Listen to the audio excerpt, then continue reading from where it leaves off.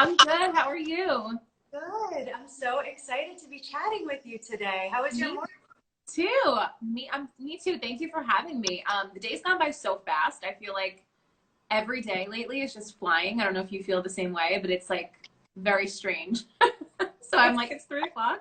it's bizarre, right? Because it's like I'll wake up in the morning and be like, I have so much more time than usual today, and then all of a sudden, I find that it's 5 o'clock, and I'm like, what am I going to eat for dinner? The day I don't really have a full day here, so I know. It's wild. it's crazy. Well, I see lots of people are hopping on, so thank you so much for joining me. This is my third IG live chat of FB Loves, and for anyone who's just hopping on right now, I'm really, really excited for this talk today because I really wanted to bring people onto IG Live with me to talk about how they're handling quarantine, what they're working on, and having you. I've read all of your books. I'm so, so excited. A friend of mine years ago recommended that I read Girl Code and The Champagne Diet. I was like an Insta fan, so I'm so excited that you're here, and I know that you've written 9 books, so many bestsellers. So I'm just really excited to hear what you're going to share with us today. Aw, thank you. Thank you for having me. And I'm so happy you love the books. It always feels good to hear that your work is appreciated and it's resonating with people. So I appreciate that so much. Yeah, of course. And I feel like personally, having followed your career, I'm like, she's such a girl's girl. And during this time when we're at home, we really feel like we really need to lean on each other and learn from each other and stay inspired when, conditions are not what they usually are. So I'm so excited about that. So tell me, what have you been doing while you're at home? Oh my gosh, everything. So it's so weird how the universe works. Like when they say to pay attention to your intuition and those nudges.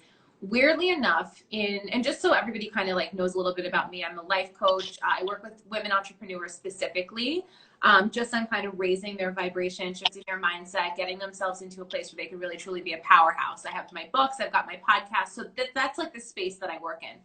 And I love building community. I love bringing people together. And weirdly enough, in January, I had this download, right? This like spiritual download that I had to create this online community, which would sort of be like an offshoot of my podcast, like a place for me to connect with my listeners on a much more intimate level, to show up for them a couple times a month, to answer questions, to really just build this network of women.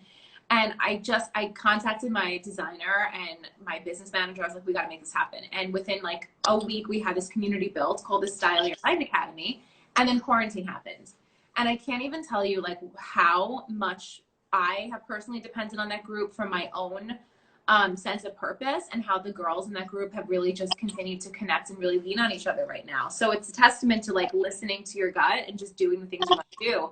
And I've been in that group all day, every day, just supporting those women and coming up with, on the fly. I had a whole different game plan for it really at the beginning of the year. And now I'm finding myself like totally creating content, pivoting, just sort of like figuring out what they need and how I can give that to them. So that's pretty much where I've been. And I have to say my work has been saving me. I'm very grateful to be able to do work I love. And I think, it's definitely taken me through this time for sure and given me a sense of meaning. Yeah. And so on that note, in terms of structuring your day, because I know that you are still full speed ahead in building community and fostering those relationships. So how are you, first of all, staying motivated and also avoiding kind of like the slip ups that a lot of people are facing when we're at home and breaking our normal routine?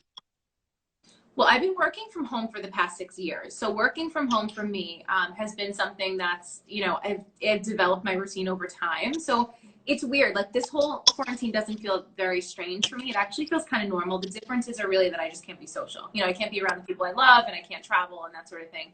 So I think the main thing for me that has always been helpful for working from home, and that I've really taken, especially now through this time, is setting boundaries for myself and my energy. It's really easy when you're home to pick up the phone every time it rings, to answer every text message the second that it comes in. And when you're trying to work, especially if you're a content creator and you're trying to be there for other people and build your own business and your own empire, it's like, well, I can't respond to every fire that's, burning with like my friend or my family member, whoever needs me. Of course you want to be there for people, but I think you have to really be strict about setting those boundaries for yourself. And that's always helped me, knowing that when I'm working on something, the phone is either in another room or if it's next to me, I can look at it and just tell myself, I don't have to answer this minute. And that is something that I think really is a game changer when it comes to maintaining some sense of normalcy. Yeah, and that's really, really tricky, by the way. That is a learned skill over a lot of, because, you know, a lot of us who are entrepreneurs, we do work from home, but setting up boundaries, it's almost like right now, if we're lucky enough to still keep full speed ahead on our projects and working, the day might never end also, you know, because you just stay in the momentum. So I think that kind of scheduling out, you know, this is the time for work, this is the time to reconnect with my loved ones or whatever that you're doing is such a helpful tip because it all gets, you know, jumbled together when we're home all day. Yeah, and I think creating little rituals around your day that kind of help you set like markers in the day. So for example, you know, I like to wake up in the morning and I work well when I first wake up. So I'll work and then like mid-morning I'll have breakfast, then afternoon I'll have my workout, shower, come back to work. And then around 6 o'clock, that's kind of when I start to light the candles in my apartment. Maybe I pour a glass of wine, I'll call my mom. Like that's kind of like my shut off time. So I think setting those rituals for yourself, whatever that looks like, whatever schedule you're on, is important because those things signal to you when it's time to switch gears. And it is important to switch gears, you know, like it's fun when you love what you do, but it's so easy to burn out. And I think you really have to just be mindful of taking that time for yourself. That's such good advice because I have so many friends right now who are like we're in one camp or another. You know, half of us are trying to stick with the routine and be structured and get things done. And then there's a lot of this like, well, give myself permission to also feel what the world is going through and just throw it all out the window and stay in pajamas all day and break those habits. And I feel like it's finding the balance. Like sometimes you need to lay around in pajamas, but sometimes you also need to get your things done on your list to feel productive. So I Yeah. am on that. So a lot of ladies are, I think there's, and men too, there's a shift happening where we are re-examining our old lives and the way that things were, you know, gearing up to try to launch or start something new. So what are your thoughts on coming up with an action plan for when we're out of quarantine, for launching the dream job, the dream business? And I know you write a lot about this, so tell us what you think of that. Yeah. So if you are lucky enough to be home and healthy and you can work from home, maybe you're side hustling, right? So you're doing your full-time job and you've got your side hustle going. I used to work full-time as well. I worked at MTV for years while I was building my brand. I started the Champagne Diet blog in 2008 and I was working full-time up until 2014. So that whole time I was a full-fledged like side hustler trying to figure it out. And one thing that I started to do as I was getting closer to knowing that I wanted to move full-time into my business is I would take like a personal day or, you know, a sick day or a vacation day, and I would just live my day as if I was a full-time entrepreneur. And it was such a fun thing for me to do. I'd be like, okay, I'm getting up today and I'm going to just live the way I want to live. I had all my things written out, like what would be meaningful to me. Waking up every morning, making breakfast at home, not having to like rush and shove like a Nutri-Grain bar down my throat on the bus, you know, like actually taking the time and having these beautiful experiences and, you know, setting up my day, taking client calls, spending time writing.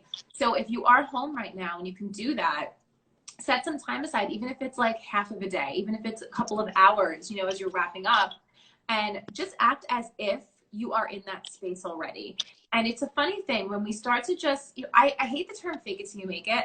But I do believe in just taking on the persona and the attitude and then aligning your actions with whatever it is that you want to be. So, you know, really like just going through the motions and acting like you're already that woman. And then coming up with a game plan, you know, and figuring out like, what do I have to put in place? What can I put in place now in my reimagined world, right? How do I want to come out of this? How would the most empowered version of me be showing up right now in quarantine? You know, I love to ask myself those questions. Like, what would the most confident version of me do here? What would the most empowered version of me do here? She would probably be writing lists of things I need to get done. She'd be connecting with people. Maybe you need to connect with a graphic designer to get some branding done. Maybe you need a website built. Break those things out into really small goals and set those goals for yourself each week. It doesn't have to be anything crazy. It could just be one thing. It could be like starting an Instagram page or doing a mood board on Pinterest for what you want your aesthetic to look like for your brand.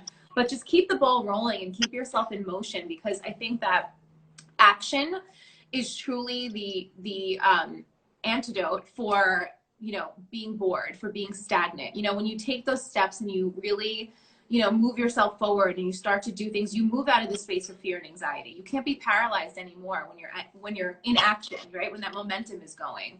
So yeah, like just giving yourself those little action items each day, and then that starts to build confidence. You're like, okay, wow, I actually contacted this person. Now I've got my website being built. I've got I'm doing a photo shoot at home with myself and my tripod. Order a tripod. Like, do the things you need to do to be moving forward. And I think that you will find yourself in a much better place when this is all done, and you'll set yourself up for success. Well, and on that note, I mean, the momentum is key to everything, especially when you're building a business or a side hustle or whatever you're doing. But you reminded me of the expression, like, if you want something done, give it to the busiest person you know. And there's something to that, right? Because it's like, in our normal lives, what it is that you do, you have all of these different tasks, and then you can cross them off the list and you just kind of keep going and powering through it. But I find, especially now on the days when I've really slowed down, I maybe slow down too much.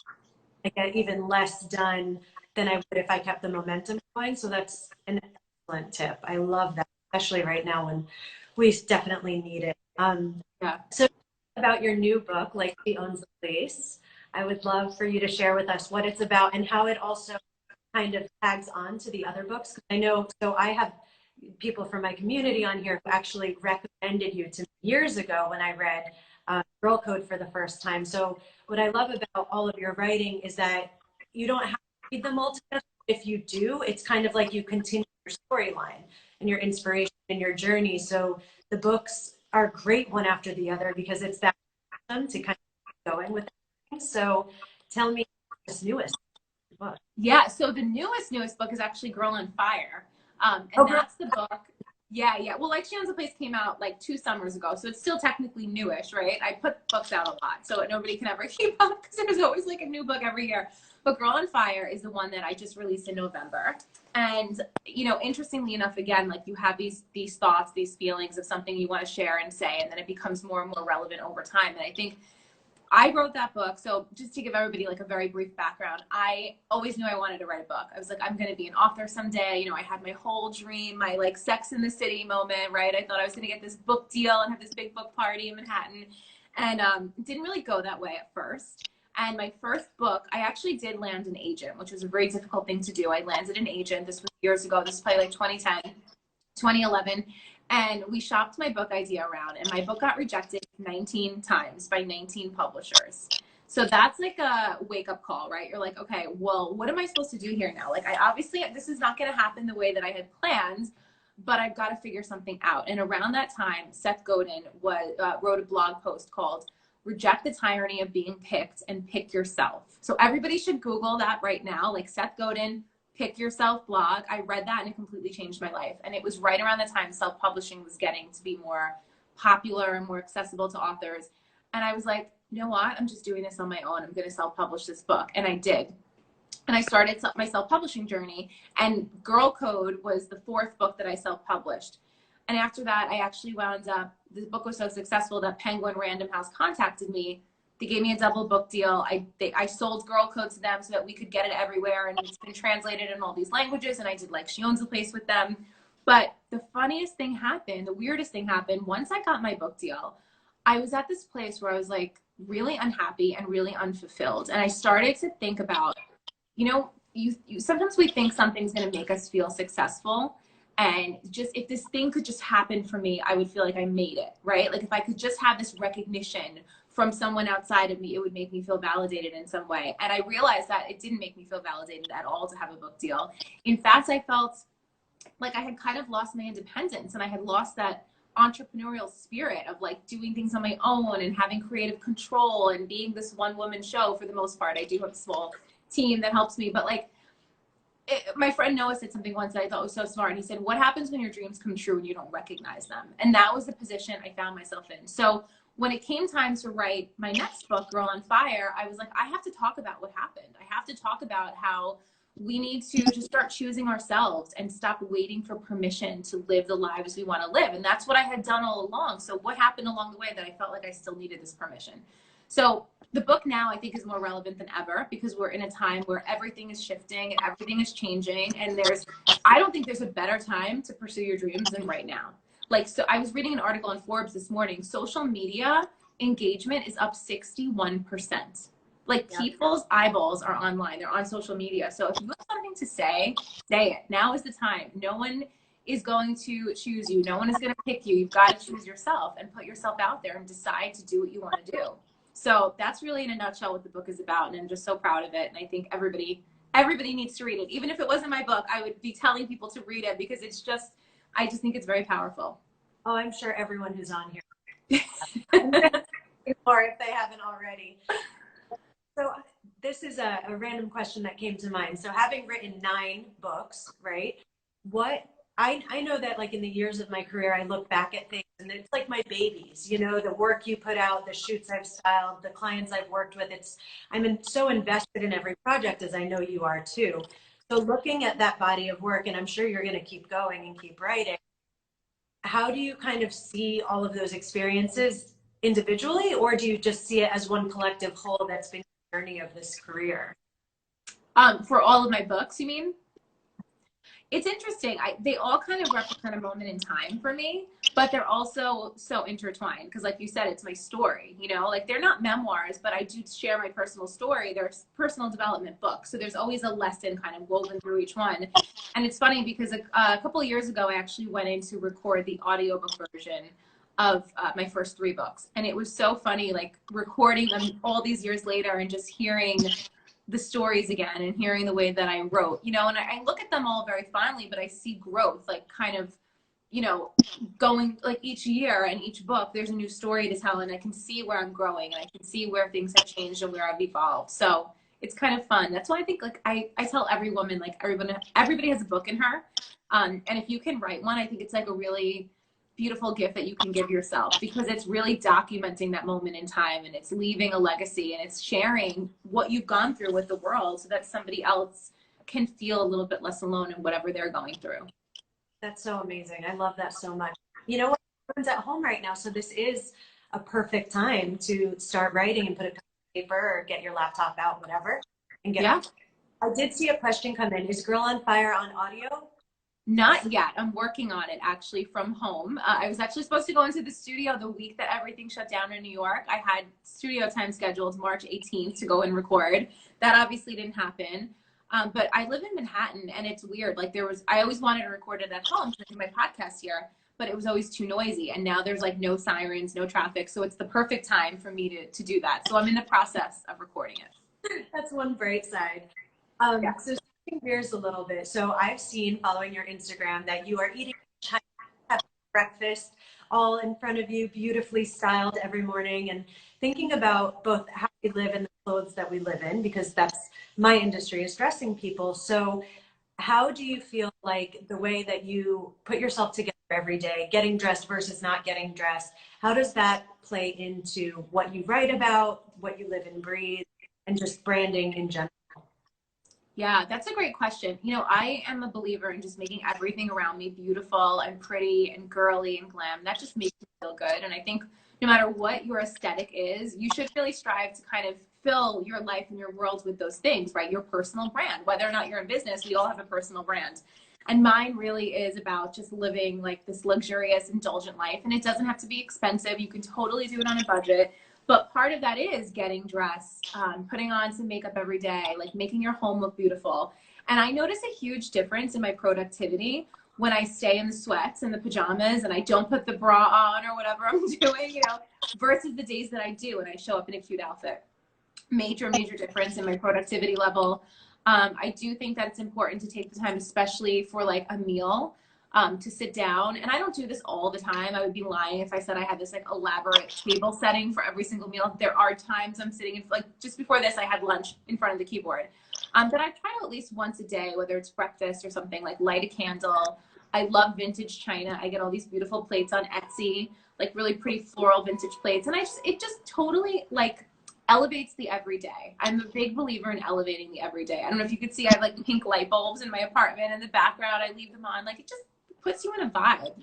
So whatever it is, whatever vibe makes you feel good, try to put yourself in that vibe. Like my brother is a total opposite of me. He's a complete like, you know, bookworm, like academic, like, and his apartment actually, they got a 2-bedroom. So he created their study to just be really inspiring. And he has cool lighting in there too, because he likes to read at night. He's a night owl. But he has like a huge wall, and it's a wall of books, and it's like all of the books that he's ever acquired. It's like a massive bookshelf, and it's just so him. And I can tell like he's so happy in that space. That's the room that he works from, you know? So I think everybody has their own vibe and their own aesthetic, but it's important to, like you said, to really play into that, because it's a reflection of who you are. And I think it totally affects how you show up.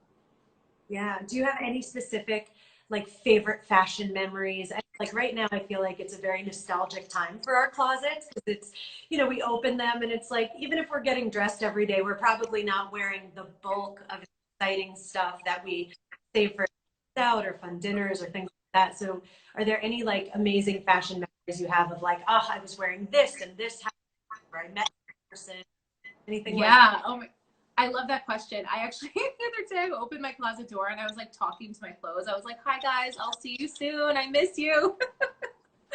So for me, like I love to treat myself to nice things when I, you know, hit a milestone or there's something I want to celebrate. And I love Chanel. Like I'm a total Chanel girl. So I actually was just looking at a pair of shoes the other day that I have, these Chanel shoes that I'm obsessed with, that I worked so hard for. I remember first seeing them and I was like, I really want these shoes. And I was like, if I hit this goal, this is going to be my gift to myself. And I wore them on stage at an event that I spoke at last summer. So I was looking at them and they're next to my big like Louis Vuitton like travel duffel. And that's what I always take when I travel. So I was looking at the shoes in the travel bag and I was like, okay, soon, like I'm coming back for you. Like we're going to be on another stage talking soon and we'll be in an airport soon enough. So I think like all of those things, like everything has a memory, right? But you know, especially I think there's something interesting about looking at shoes. And funnily enough, I don't know if you saw this, Sarah Jessica Parker posted on Instagram, I think it was last night, a pair of Converse sneakers from her son. Yeah, and it was like this beat up pair of Converse, and she wrote something about how, you know, these shoes have taken him so many miles all around the world. And I always think of that with shoes. You know, like I look at shoes and I'll be like, wow, I wore these in Japan, or I wore these in Paris. And like there's memories and like they've literally traveled you around the world. So just kind of like a fun thing to think about. Yeah, I do the same thing. I'm very like milestone and celebrate person. And Yeah. usually I'll do it with jewelry sometimes, except, you know, other shoes like handbags, that kind of thing. Oh yeah. But my favorite things also, like the things that I've purchased in celebration of some sort of event or hitting a milestone, are the things in my closet that I cherish. And I think that that's a really great thing to kind of mark for later. Like celebrate the moments, because then you have all these great memories activated in your wardrobe. That's Yeah, really one funny thing that I actually did when we first went into quarantine, I was like so depressed looking at all my handbags, because I'm like, where am I going? I can't take these out. Like these are my babies. So I put everything away for a few weeks. And then last week I was like, no, I'm taking everything out again. And I put them, they're all around my apartment. Like I've got like a little Louis like Speedy on my ottoman over there. Like I just want to look at them. They're like art pieces. I think when you love fashion, your clothes are like your art, you know? So now I just have them all scattered around. I'm like, hi, like I'll see you soon. I love that. That's like, I saw all these memes on Instagram of like, you know, 3 weeks into quarantine having like a fight with my houseplant. Instead, it's like, I'm having cocktails with my accessories. Yeah, totally. I love it. We all live mind in different ways, right? So another question for you. I know a lot of people in my network have been either furloughed or laid off during this time, and they're kind of stressing what's going to be next after all of this. So as a friend, what I've said to those coworkers and colleagues is that, did you actually like your job? Were you happy where you were? Because I know it's a loss in the moment to feel like everything is on pause, or maybe it's a loss because you've been laid off, but it's a good time to kind of stop and reflect, say, is this even the right fit for me? Am I inspired to go back if that's an option after this, or what's going to be next? So what would you say to someone who's kind of in that moment and trying to rethink, should they go back after this, or should they be looking forward to trying something new? I think that's a great question that you posed. You know, were you really happy? I would ask them the same thing. I ask people that all the time. Like, do you really like what you're doing? How do you feel? If money were no object, if money were no issue, if you could do anything in the world, what would that be? And I think that's a really fun place to start. You know, I say this all the time. I'm like, we should be living in a fantasy world. Like, you should totally live in your own universe. Doesn't mean that you're not facing reality. It doesn't mean that you're not doing things every day, but you should completely have like a universe in your head that you can go to where you can use your imagination and you can use your creativity and you can picture what you want for yourself, you know? So I think asking them, were you happy with what you were doing? And then the next follow-up would be, if you could do anything, what would that be? What would that look like? And use this time to dream, you know, instead of like, I had a therapist once, Dr. Fritz, and he gave me the best advice. He was like, you know, anxiety is just an energy. You can channel that energy into excitement, or you can channel that energy into fear. It's just an energy. And I remember that like totally was like blew my mind. So take that energy, that anxious energy, and channel it into excitement and creativity, and just dream about what the future could possibly look like for you. And I know what you're going to say to this, but what if someone were to say, oh, but my career is already 10, 15, 20 years in the making, and I don't know what it would be like to try something else. Like, what's the advice for actually taking the plunge and saying, you know what, I wasn't so happy before, and there is something that I wanted, even if it feels like it's too late? So when I was writing my book, Fearless and Fabulous, I came across a study that this nurse did. I think it was done in Australia, and she was a nurse for people in hospice care. They were dying. And she decided to do a survey. She just decided to start talking to these people who were dying and asking them, like, what is your biggest regret? And the number one regret of the dying was that they didn't live a life that they felt was true to them. And the study actually got published. It's called The Top Regrets of the Dying. And that really shifted me. That was like a moment where I was like, okay, how do I want to feel at the end of my life? Because I was deep into my career too. You know, I had been in MTV a long time, and I was like climbing the ranks, and I was a director, and I had a whole team of 20 people under me making six figures. Everyone thought I was crazy. You know, everybody, they supported me, but they all were like, what are you doing? Like, you're walking away from this thing. But I think the world is changing so fast, and this situation is living proof of that. Like, we're feeling it. We're actually witnessing history. And we are no longer, you know, the generation that gets a job and stays there for 30 years and retires. Like, we're living longer. We're living healthier lives, hopefully. We have opportunity. We have so much technology at our fingertips. So I think our age group is kind of the first generation, like the trailblazers, who are learning what it's like to have these different chapters in our lives and these different iterations. So I would look around at people that inspire you. One of the best things that I did when I was, you know, starting to move into entrepreneurship was just surround myself, drown myself in women who are doing it, you know, join Facebook groups. We didn't have Instagram when I was doing it, but this, like, go onto these Instagram lives, follow people who are doing what you want to do. That's what Girl Code is all about. That whole book, that's literally what I was about. I saw these two very different groups of women. I saw these very competitive women, and I saw these women who were super inclusive and wanted to share their knowledge and support one another. And I was like, I want to be with them, you know, and I surrounded myself with people like that. I would show up at events.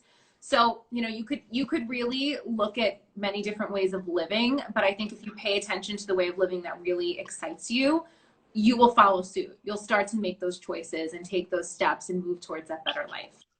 Yeah, I love that. And then, I mean, you mentioned shopping around your book and getting times before it was published. Were there any other kind of major moments where you felt like you fall or a setback? Because starting is really tough. You know, any entrepreneur will say that, you know, you can't connect dots until you're looking back at them, right? Like, when you're in it, you're just like, oh my God, how am I ever going to get from here to here to here and book the next job or land the next opportunity? So other than that, were there other roadblocks along the way that kind of shifted your perception on how to keep going? Oh, there have been so many. You know, there have been so many moments where I've been told no, where people haven't believed in me, where I've been rejected from things, and you just have to keep moving forward. And interestingly enough, a lot of people who rejected me in the beginning wound up like knocking on my door years later and emailing me to get together for drinks or to pick my brain or to ask me questions. So, you know, you just have to kind of think, like, I love to use the term, like, rejection is just redirection. So if you're rejected from something, it just means that your attention should be focused on something else for the time being. It's not a no forever. Maybe it's just not a no in that way. You know, maybe it's just not going to happen in that way, but there's always a reason for that. There's always a, you know, some kind of a silver lining, some other way of doing things, another way of showing off. And we learn, you know, I don't believe in failure. I believe in experiences. So every time I've been told no, whether it was like a magazine pitch or a TV pitch that I wanted to score, to land, and, you know, I was like, okay, it's just not going to work this way. What can I learn from this?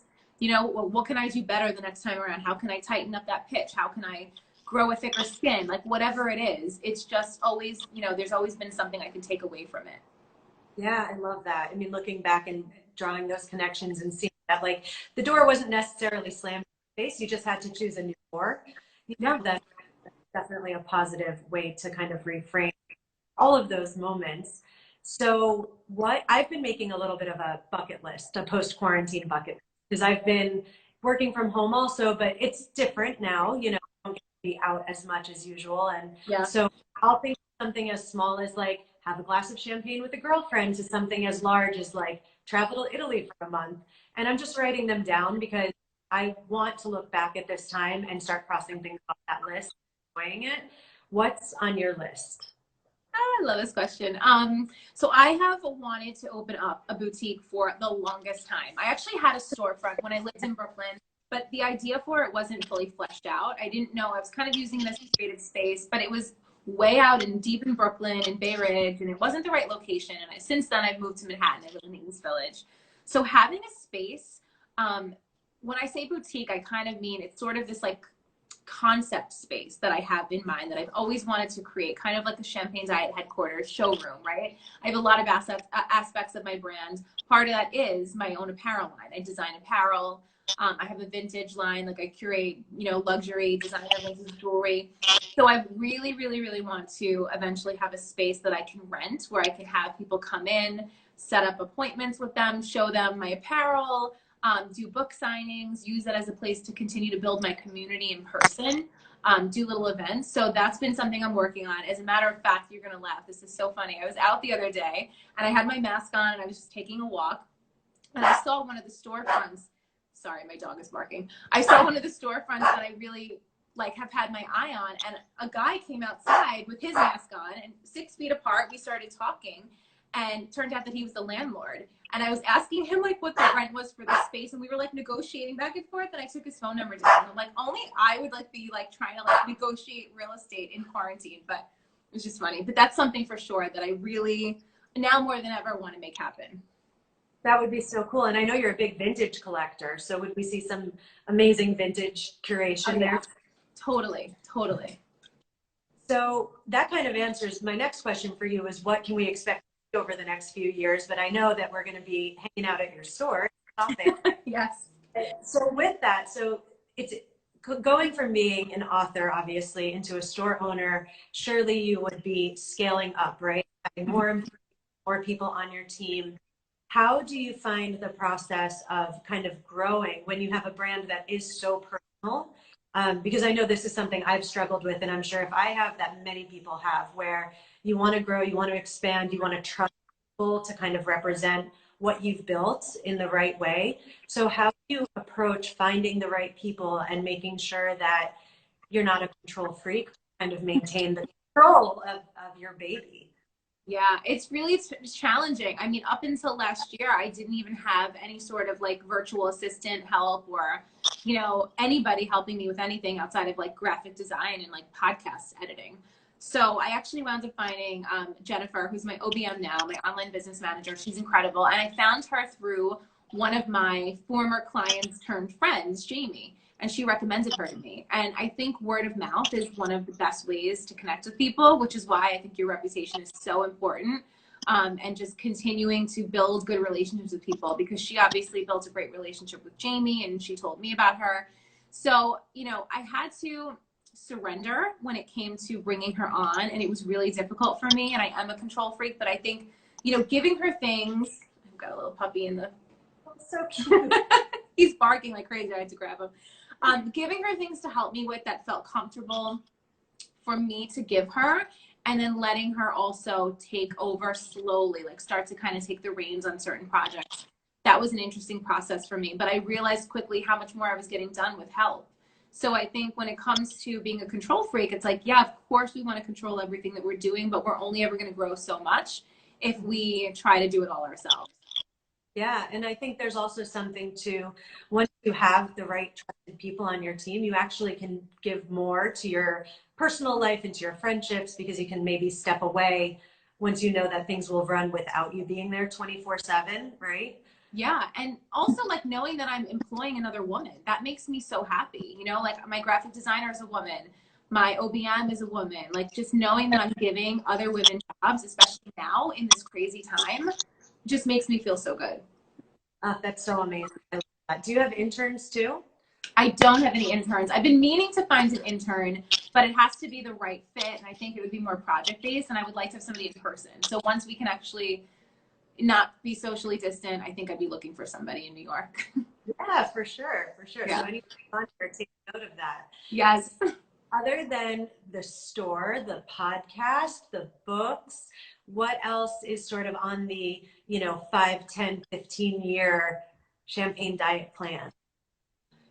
Just continuing to reach women on a global level. I try not to give myself, I'm not like a 5-year plan person. I'm not even a 1-year plan person. I really just try to go by my intuition. Like when I started the Style Your Mind Academy, that was just an intuitive hit. I got it in January. I was like, this is happening. So I don't have like specific goals, but my intentions, I think, are just to continue to inspire women, continue to reach women around the world. I found out maybe like a year ago, that there was an underground translation of my books happening in Iran. And these women in Iran were translating my books and putting them in libraries so that they could read it and read them. There are multiple books. And that to me was just like, and I don't make any money off of that. Obviously, that's not like anything that I'm involved with, but like seeing that happen was so powerful, and realizing that I could impact a culture where women are often diminished and, left pretty powerless. Hearing from them, getting DMs and messages from these women who are like, your book is changing my life. I never thought I could be a musician, but now I'm actually studying music and I see potential. I could, I could chase my dreams. Like that's just like mind blowing. So I think, when you want to talk about dreaming big, like that's my dream, like just to continue to reach women on this massive global scale and really just help change the narrative of cultures and show women that they deserve everything that they want, and they're entitled to have whatever they want in their lives. That is so cool. That must have been so impactful when you found that out. That's Yeah. like, I mean, in some ways that's a writer's dream, right? To know that your material is so relevant and so important that there's like an underground translation happening. That's amazing. Yeah, and to know that it didn't happen through a publisher, nobody gave me that, nobody hooked that up. Like that was purely just me in my little Brooklyn apartment at the time. I wrote that book. It was Girl Code was the first one, and I wrote it from my dining room table, in my leggings, like just hanging out and never knowing, having no like idea what was going to happen, but just choosing myself ultimately and putting myself out there, and then seeing the trajectory of that book and what has happened since, and seeing that happen. It's just like, to me, that's like a testament of like, just go for it. You never know what's going to happen. That's the first book of yours that I read. And for anyone who's on here who hasn't picked it up, definitely should. It's so good. It's such an important book. It should actually be required reading, like for some phase of life, whenever it fits the right way, but it should be like required. Like, thank you. Book. It's so necessary. You learn so much, and it's just, it's a perfect book. So I have a little fun lightning round to end our conversation. So these are either or questions. Okay. So first one, girls' night in or girls' night out? Girls' night out. Especially. Let me out. Vacation or beach vacation? What is that? Mountain vacation or beach vacation? Beach vacation. Okay. Dance or Sorry. Okay. He's very angry. Dance or sing? Sing, although I'm horrible at it. All dressed up or all dressed down? I think we know. Yeah. Dressed up. Scary movie or Rom-com. Massage or facial? Massage. Me too. I'm a girl all the way. And cold pizza or cold Chinese food? Sorry, hold on one second. No, Yoshi, quiet. I'm so sorry. It's crazy. He wants to be involved in this.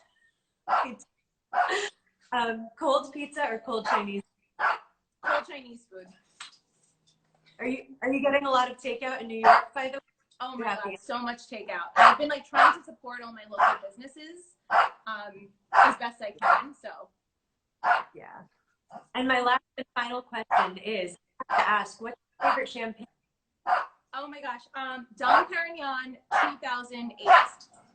Okay. Or my fancy one. That's not every day. I love it. Well, thank you both so much for. I absolutely loved our conversation. I'm leaving so happy and so inspired, and I'm sure everyone else is too. Thank you. Where to find you? Obviously, the Champagne Diet. on here on Instagram and champagnediet.com. And Yes. thank you so much. We can't wait to follow along and see all the great things that you're up to. Thank you so much for having me. I apologize again about Yoshi. Love you guys. Thank you. Yoshi, thank you. Have a good day. Have a good one. Bye. Bye.